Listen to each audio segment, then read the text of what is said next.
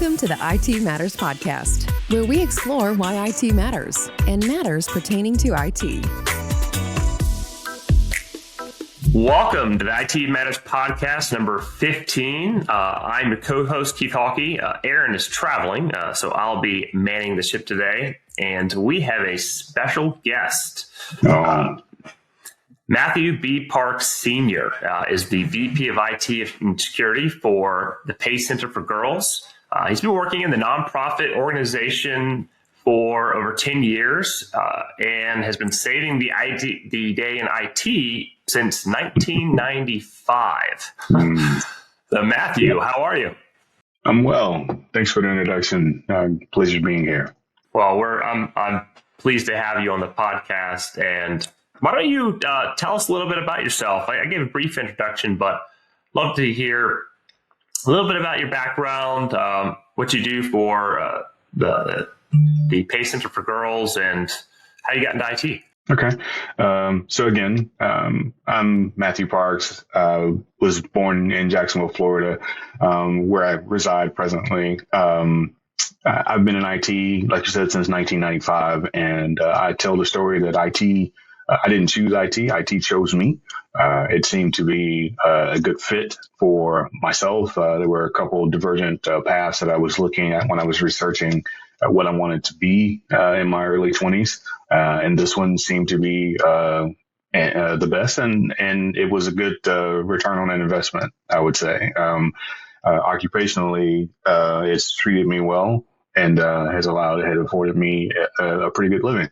So not only do I appreciate what IT's brought to me, but I also evangelize to others that IT is a great path if you want to pursue a career that is going to benefit you.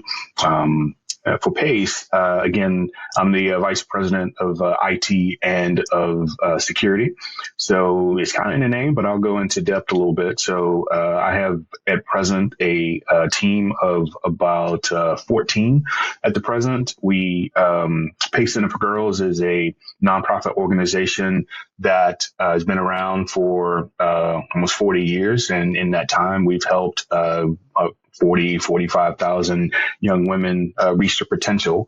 What we do is we help young ladies who have some type of trauma, and we help them reach their potential and fulfill their destiny, is the shortest and briefest way I can put that. We help to, right track them into better opportunities. They come from, disadvantaged situations in some cases, not all, but in some cases. And again, I don't want to make sure I'm clear about that because that is a misconception. And trauma is something that permeates throughout all strata of society. So it's not exclusive to disadvantaged folks that have trauma in their lives. I want to make sure that I'm clear about that. So in any case, we help to right track them. And we help to make sure that they indeed are ready to meet the next challenges in their lives. So that's pretty much our mission. So my part in that is that I help to make sure that the trains run on time and that they're safe. We make sure that that the network is there, that we have a staff that can be productive, meaning that they are able to do their jobs every day without having to compromise from a technological perspective, that the technology isn't a burden to them, that it's an augmentation to the job and the work that they do. And we do so, and we make sure that we try to keep that in as secure an environment as possible. So along with the virtual security, cybersecurity, we also handle great swaths of the physical security as well. Well, I certainly appreciate the good work that you do, Matthew. I'm curious, what got a burgeoning, a budding IT leader excited in 1995? What was the coolest tech on the block? What was the talk of the town? I'll tell you the funniest story back in 1995, back when discs were all stone. No, seriously, the most exciting thing, innovations that came out in 95 was obviously Windows 95 had just hit the market. That's right. So that was new. And one of the things that came along with that is there was a new storage achievement that had been hit, a benchmark of the 1 gig hard drive. Right. So I tell that story because when I built my first computer, I was working for, and then when I say that was in tech professionally since 1995, I've been in tech longer than that. Having grown up with the old TRS-80s from Radio Shack and ColecoVision Atoms and those type of things. So I've been around technology for a long time. But digressing, so when I built my first computer for myself, I started off as an assembly tech and a wire monkey for a company down in Clearwater, Florida, while I was in school. I wanted to get this magical, mythical 1 gig hard drive because at the time, you won't believe this, but they were being sold that, hey, you'll never fill this thing up, right? Yeah. Yeah, it seems ridiculous now, but 30 years ago, that's what we were telling people, because in fact, we didn't have anything that could really fill them at the time. But programmers and others have helped with that over time. But yeah, I have files now that are a gig, PowerPoints. So, photographs that I have. But anyway, so so I was building my first computer and I walked in.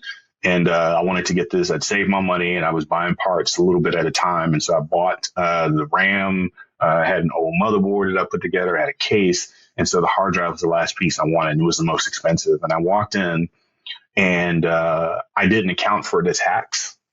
So because I was short by $5, I wound up having to get a 850 megabyte hard drive because I couldn't quite afford the 1 gig hard drive at the time. And that was back then, that was $285 as opposed to the $299 it would cost for the 1 gig. Yeah. Hard drive. Yeah.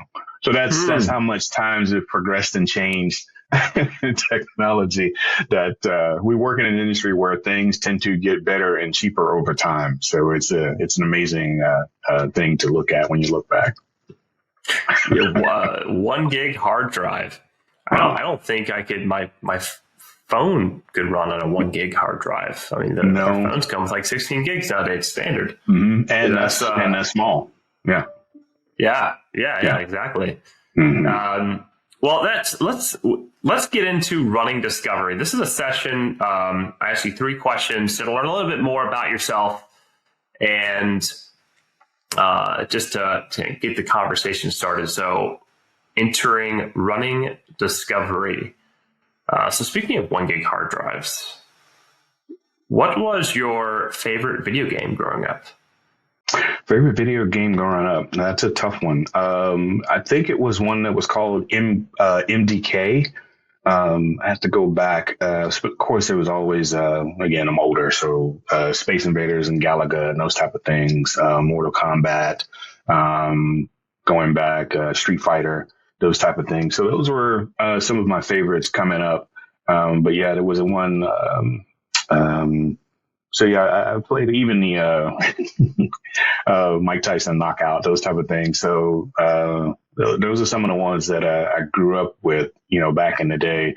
And then like recently, I've been playing Ready or Not is one that I've been playing a lot. Deathloop is another one that I've been playing a lot recently. And so those are 2 that stick out in my mind. Oh, and Gotham Knights, which I'm really enjoying a lot. So those are 2 to 1. Those are 3 that I'm playing currently. But yeah, I go back a long way. I mean, I'm a kid of the 70s, so we actually had a ColecoVision and we actually played Pong, myself and my brother, on the television. So yeah. Could you run MDK on a 1 gig hard drive? Actually, yes, you could run MDK back then on a 1 gig hard drive. And it was pushing it because I think MDK was like a groundbreaking graphics at the time, but it was a pretty decent video game. That was one of my favorites that sticks out in my mind every time.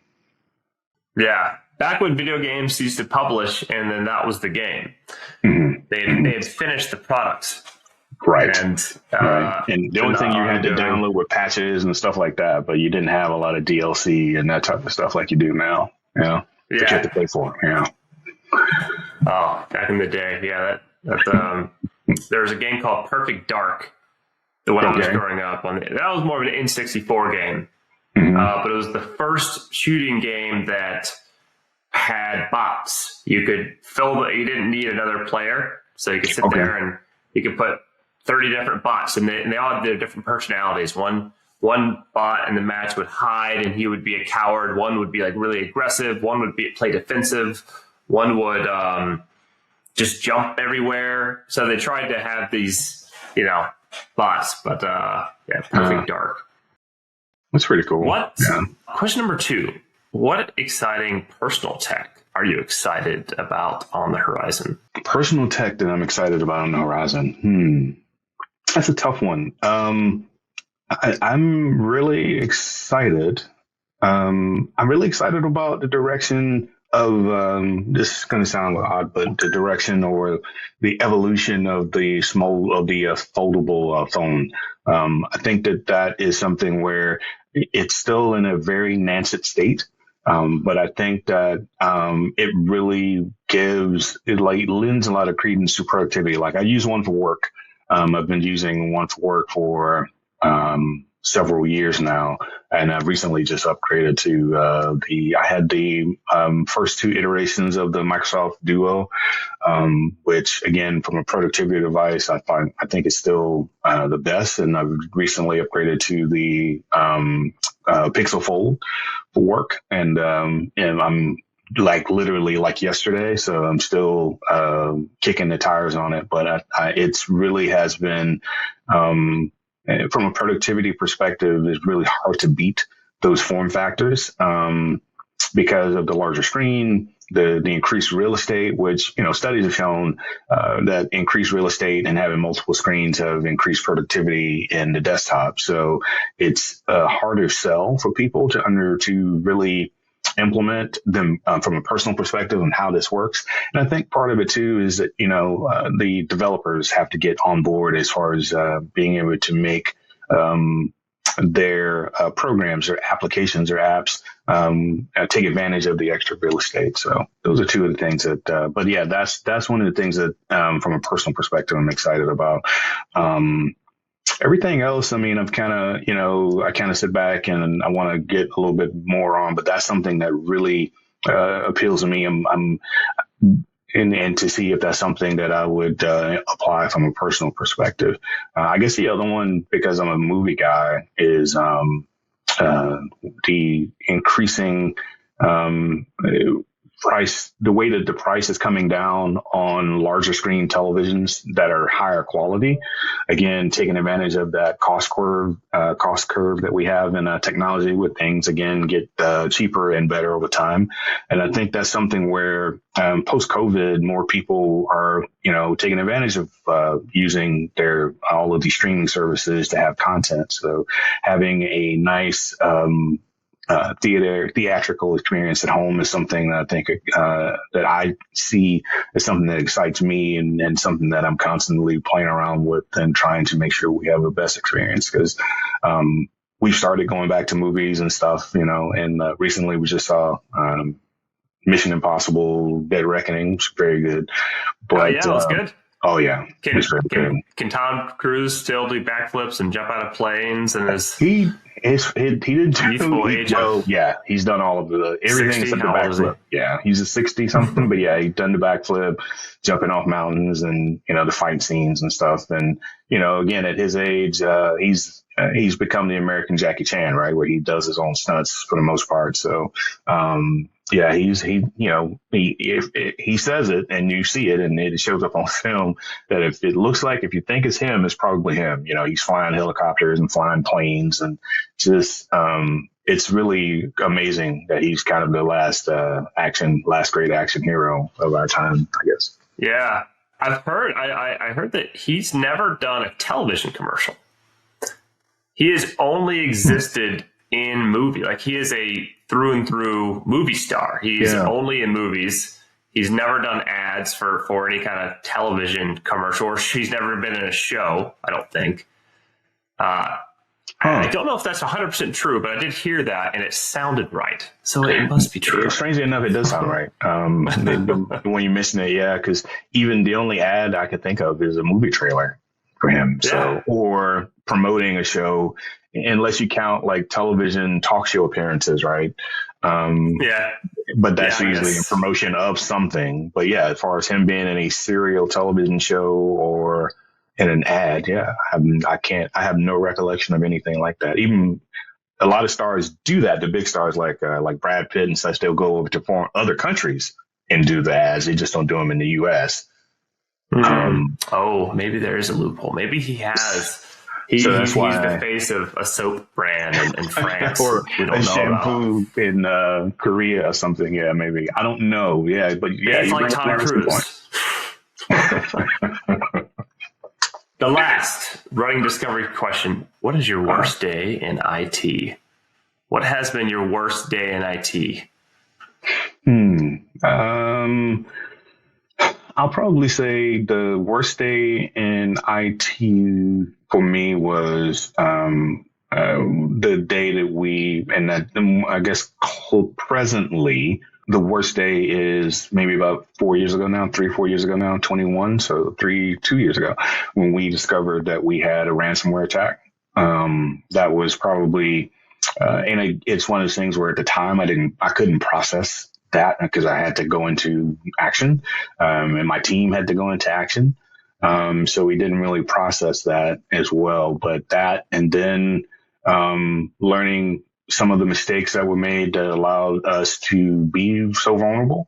And then as we corrected those mistakes, learning also that, there was some level of exposure so there had been some exfiltration of data that we weren't aware of because we weren't set properly through the security premises that we had in place, or at least we were told were in place.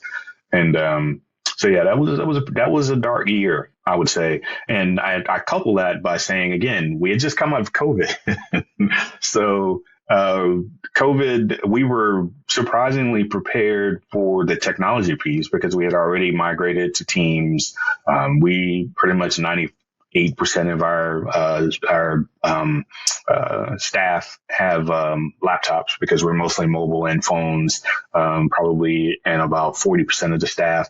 So we were able to handle the stay and work from home orders pretty well, but that brought in new challenges and it brought in new things. So that was a dark time because it really stressed out the team because we really pushed the limits of a lot of different paces from a security perspective and from a connectivity and productivity perspective.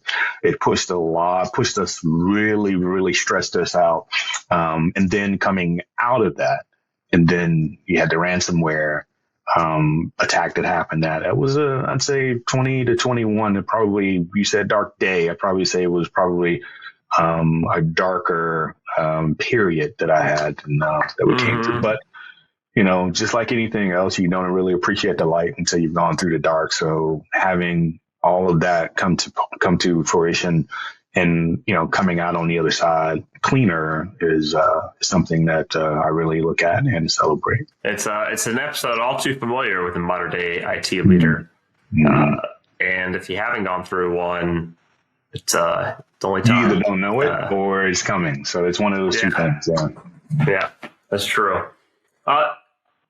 So awesome answers. I'd like to change gears here. Okay. And one of the qualities that you've been able to build upon and deploy in your IT department is how to recruit and develop a diverse IT force. And the benefits it yields are tremendous, and from gaining different points of view, having a force that has exposure to varying degrees of technology. What does a diverse IT force look like in your mind? What does that mean to you, and how do you go about recruiting some?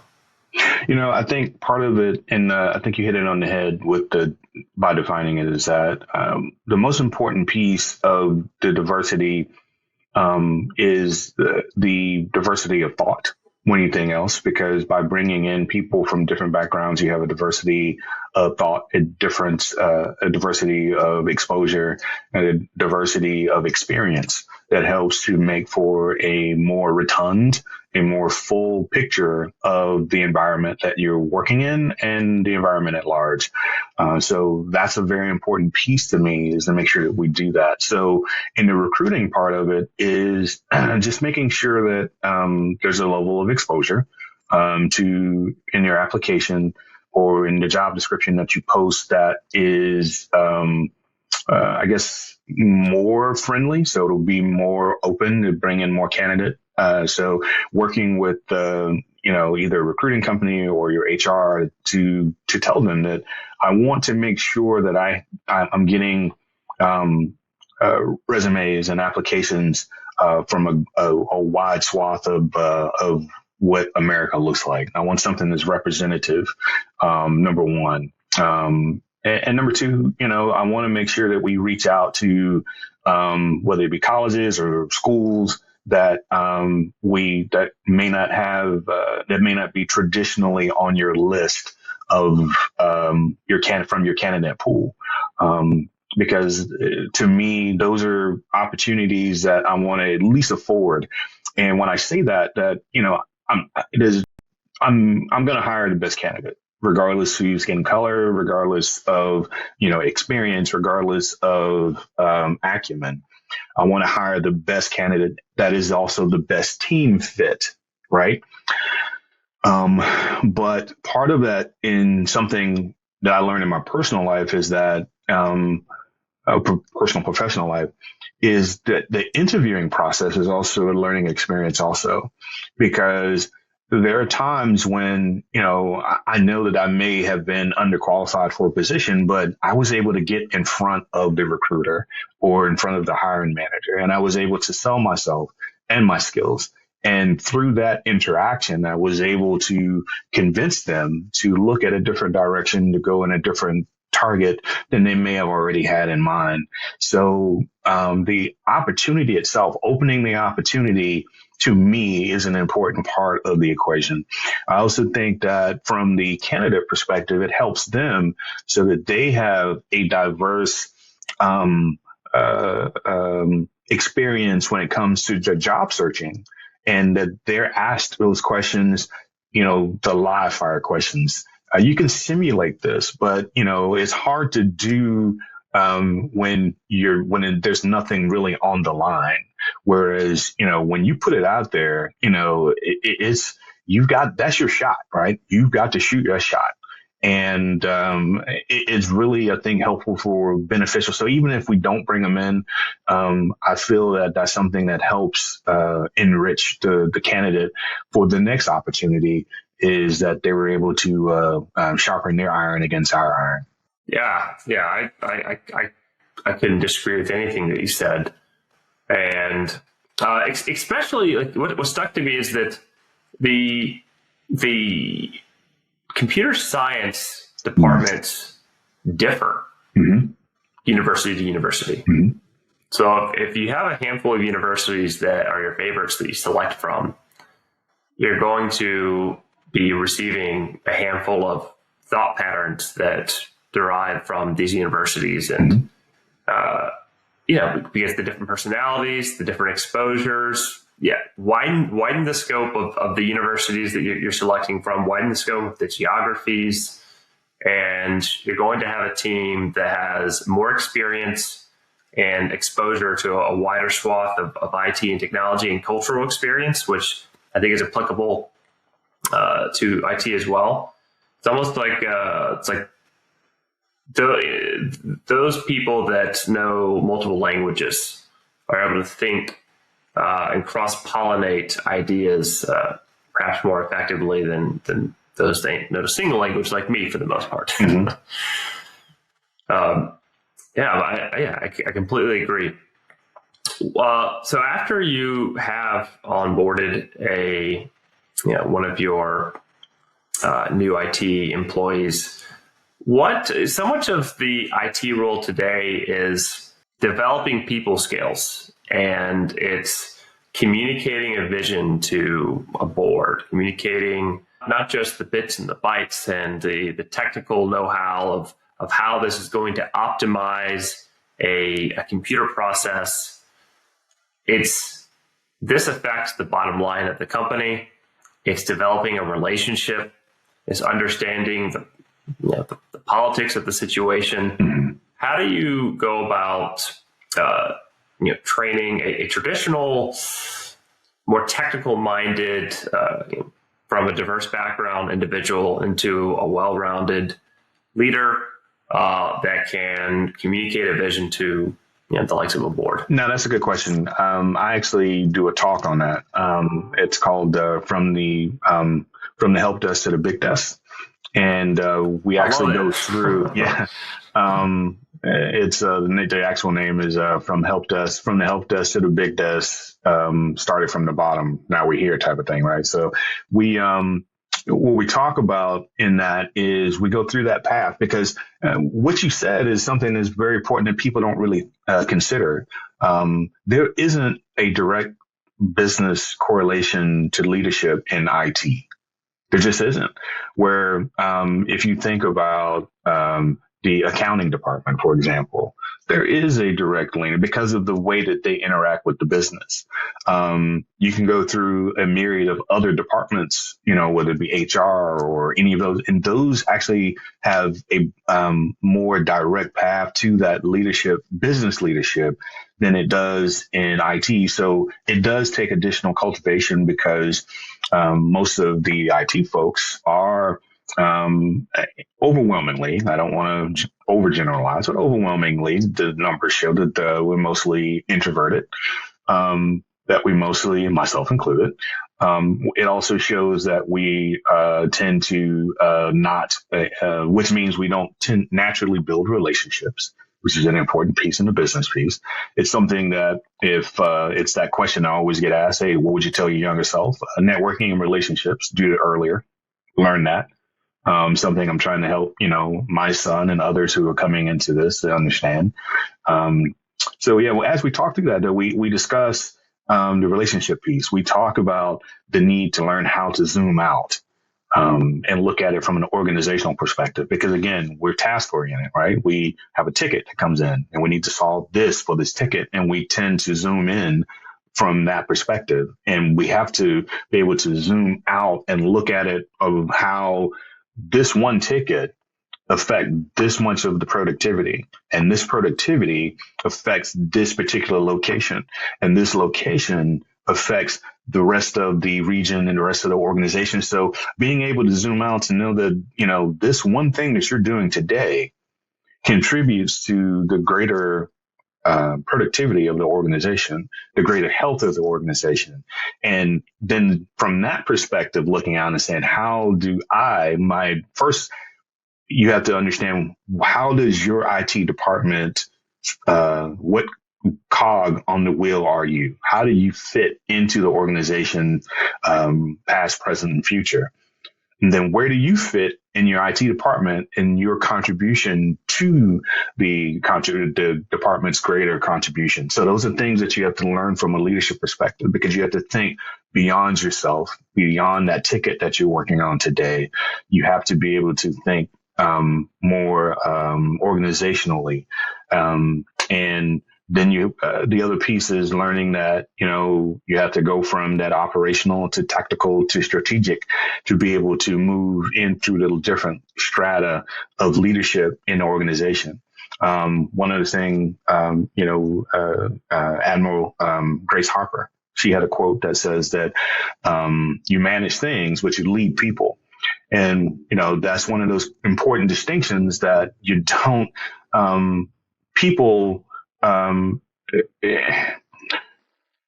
all managers aren't leaders. You can have great leaders that were great managers, but inherently all great employees don't make great managers, and all great managers don't make great leaders, because it's a specific skill set. Is there some innate qualities about leadership that are there? There are. I think. I think that you can make a good leader, but I don't know if you can make a great leader, because I think that, it's kind of one of the examples that we talk about in there is we use, I juxtapose Michael Jordan and John Elway, and we talk about their careers. And, for who they are in their respective sports, they are considered some of the best, if not the best, at their position. And not just their position, some of them are considered, Michael is considered the greatest basketball player by many. John Elway is considered one of the greatest quarterbacks, which is the top position in football. So there is that argument to whether he can be considered among the best ever. And you look at their transition into the executive part of the game. So that's one of the things that I take apart is you look at Michael Jordan's path to that, and overwhelmingly, he's been one of the worst executives in the history of basketball. And that is not me opinion. That is something you can look at every level he's participated in and his level of success or lack thereof. Then you take John Elway and you look at what his level of success, to where he was able to build a team, got it to a Super Bowl, and the sport that he played in respect. And so as you look through that, you look at how they were able to achieve that. And what that means is that just because you had someone who was great at their particular field of study, it doesn't mean that translates to them being able to bring others along, because that's what leadership is. Leadership is that you have to convince others that this is the path. You have to provide a vision for others to follow. And yes, there may be times when you have to jump off that horse and you may have to go fight yourself. But for the most part, you're actually now in a position where you have to lay out the plan and the vision for others to follow. And then you have to track and project manage, if you will, how well that vision's been followed. I love what you said. I wonder, I'm going out on a limb here, if any of that has to do with the role of a quarterback on a team compared to a point guard on a basketball team. If the skills that you gain being the quarterback of a football team, where you're not making the calls, but you are calling audibles a lot of times. You are the center cog of the offense. You have to earn the respect of your linemen who are protecting you. They have to have an emotional connection to protect you in a lot of ways, rather than mechanically just doing their job. You have to build a relationship with your receivers. You have to have a different type of relationship with the running backs that you're handing the ball over to.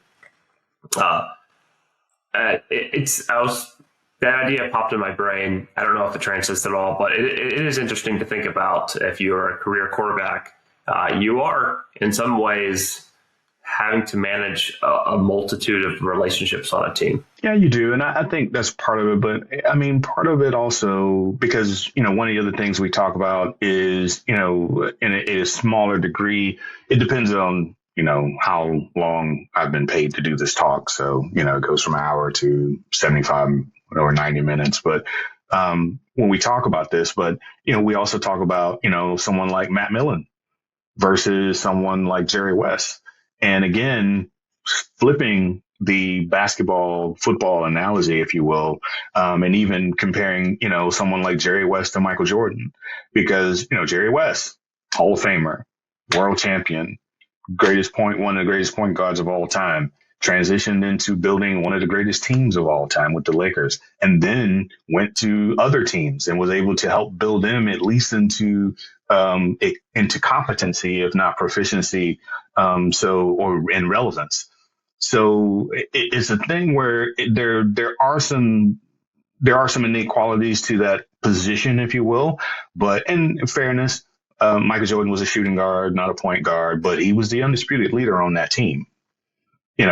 They all looked to him and they followed his ethos into, the battlefield or into the court. And so when we look at those things, you look at, again, even in the same sport, you look at someone like Jerry West versus Michael Jordan, or you look at someone, who was a leader in his position from a Matt Millen, who's, again, Hall of Famer, that type of thing.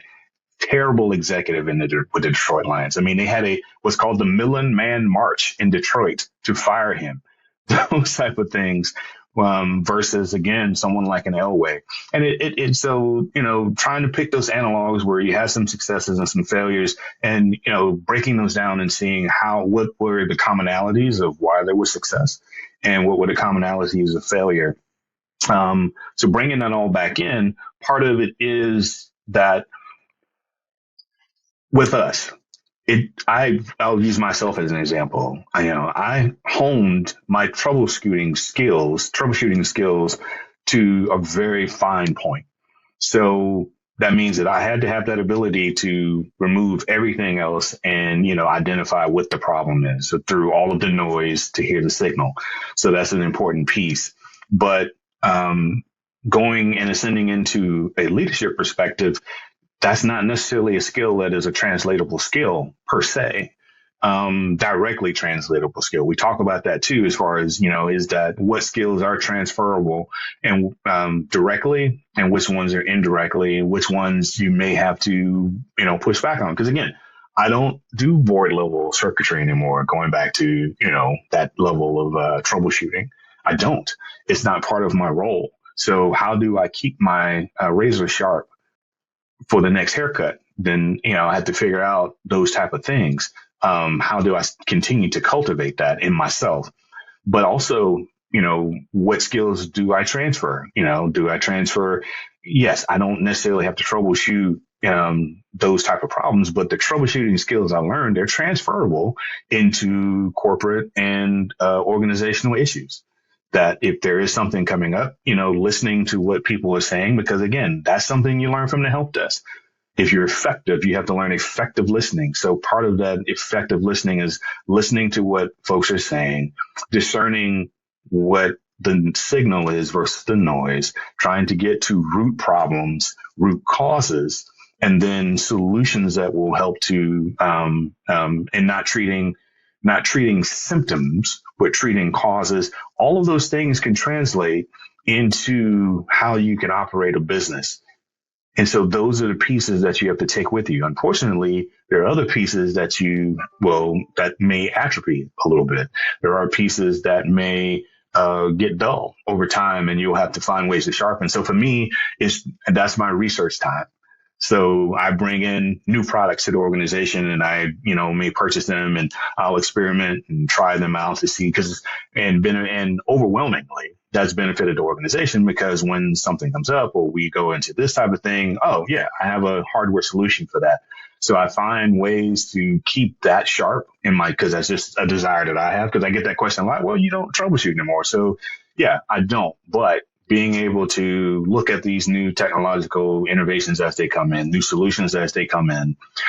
It also helps with something else that is beneficial is it helps with my discussion with vendors, right? Because when I deal with vendors, a lot of folks that sit in my chair, they don't have the same ability to really discern what they're being asked or what they're being told or what they're being sold. And so being able to ask deeper, more probing questions, being able to push them into more comfortable positions to have to answer, and then being able to really evaluate whether I'm getting that value. That's something, again, that I picked up from my days at the help desk that helps me to now perhaps move the organization toward or away from particular vendors because of the acumen that I've built over time. But again, those are those skills that you have to figure out that, okay, I have this particular set of skills to quote taken, and now I'm going to apply those here. And how do I apply those? Where to apply those? And so that's where, the whole leadership thing goes. So you have to find it in your folks too, in your people, and give them and stretch them and challenge them to see where they have opportunities. Because again, we have someone who may just be on the help desk, but putting them on projects will give you the opportunity to see, okay, can that person manage a project? That is an important skill that is And that is not cultivated enough in IT presently, from my humble opinion. If they can, can they self-manage? Can they how is their time management? So that's where you see what those things are. And those are all translatable skills that can help them ascend from the management and then later into the leadership piece. It's a long-winded answer, but that's kind of the way I see it. So it's all valuable. And, in the same stroke of explaining, how to conceptualize and view the IT role today, we're coming up toward the end of the podcast. And before we leave, I like to ask one question. I'm actually going to flip it around a little bit than the traditional way we ask it. In the same vein of what you should be doing as you want to develop your IT career, if you could display a message on a billboard around the world that IT, nascent to the industry, middle of the road, and toward the end of their career, would be disseminated to everyone in IT, of what to avoid, what not to do that can get you into trouble, what would your message say? Well, because the motto that I live by, and personally and professionally, is if you stay ready, you ain't got to get ready.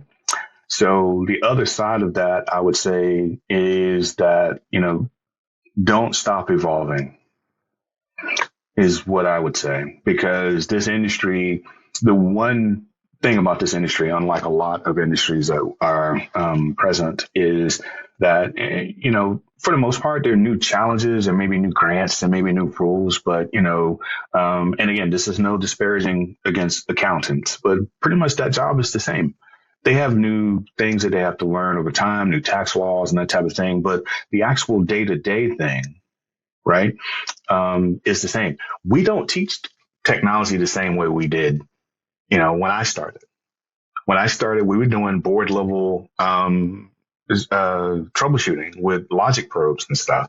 And then once I got into the workplace in 95, we were swapping out those same boards that we were trying to troubleshoot. We don't solder onto motherboards for the most part, for not in a commercial environment. You may do that in personal and in research, but not in a commercial environment. You don't do that anymore. So just thinking in my own past of the things that I've had to learn and change and evolve and adapt, I would encourage anyone to not stop evolving, to not be stagnant. And because if you are, this train is going to leave you. It is definitely going to leave you, and you're going to be in a much less successful place than you intended when you started. Matthew B. Parks, thank you for joining the IT Matters podcast. How can our listeners find you? Hey, I tell you, first of all, LinkedIn is a great place. I'm there. That's how, we connected. There's also, it's not Twitter anymore, right? It's X. Yeah. Right. Why? Why? Fun fact, by the way, that X, that logo, if you look at it and you've been in the game as long as I have, that X logo showed up. You asked about 95. There was a program that when Microsoft used to use, and they still may, but it was a scaled down version of Windows that was intended. It was kind of their version of a GUI-less version of the Windows and Windows Server called X Server. Yeah. Huh. Yeah. If you look at the logo, it's the same logo. When I looked at it, I said, I've seen that before. And then I started looking at other folks who are graybeards like myself, and they're all like, yeah, that's the X window logo. And I digress. So Twitter is a great forum to find me there. And of course, LinkedIn is also a great place that you want to hit me up. And those are the two main places I would say to look for me. Well, we'll make sure to include those in the show notes description. Thanks again, Matthew. Thank you so much. And continue saving the day in IT.